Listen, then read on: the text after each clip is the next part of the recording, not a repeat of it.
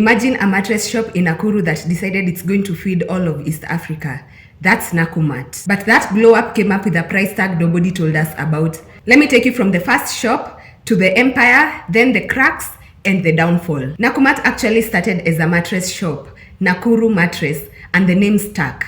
The family that ran it slowly turned it into a supermarket, new categories, new stores, new confidence. By the 2000s, Nakumatt became the place to shop in Kenya. I'm telling you, big stores. You remember the Nakumatt Mega? Branded products under their own label and a promise. If you wanted it, Nakumatt probably had it. At its peak, it had around 60 to 65 stores across Kenya, Uganda, Rwanda, and Tanzania, with thousands employed and an annual revenue in the hundreds of millions of dollars. Big dream, big reach. The boss everyone remembers is Atul Shah, the face of Nakumatt. He used to say, keep moving, open more stores, build market share. And people loved that energy. But the engine of that growth was mostly borrowed money, loans, supplier credit, and letters of credit. When you expand with other people's money, you better make sure the business makes enough cash fast. Nakumatt was the supermarket flex. You walked out with a TV and hope. Now,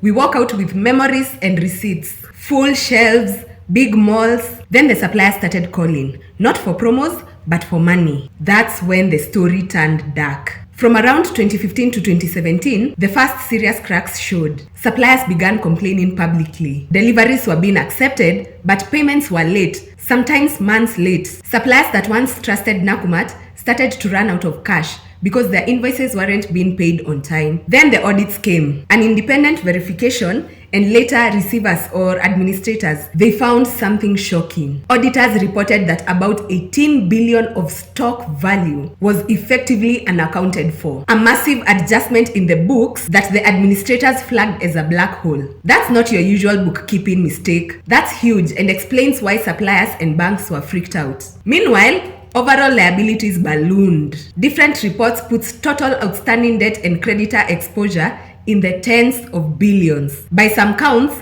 reports say Nakumatt's debts were around 35 to 38 billion owed to suppliers, banks, and other creditors. A crisis level for a private retailer. There are some real-world examples. Small suppliers like farmers or small distributors, they told reporters that they were owed tens of millions. Judy Wairimo, who was a supplier, later told media she lost millions when Nakumatt failed to pay. Imagine delivering onions or milk and being told, we'll pay next month, and next month never comes.